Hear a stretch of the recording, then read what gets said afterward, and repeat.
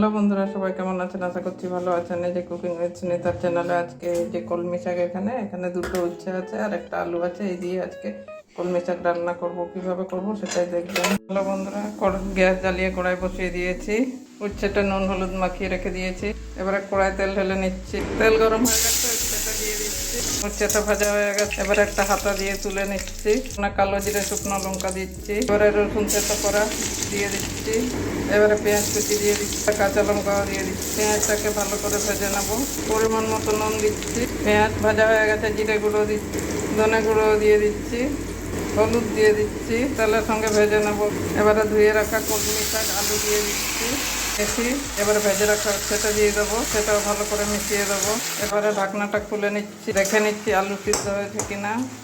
দেখুন আলুটা সিদ্ধ হয়ে গেছে। তো বন্ধুরা, আমার আলু উচ্ছে দিয়ে কলমি শাক রান্না হয়ে গেছে। অবশ্যই আপনারাও একদিন বাড়িতে এভাবে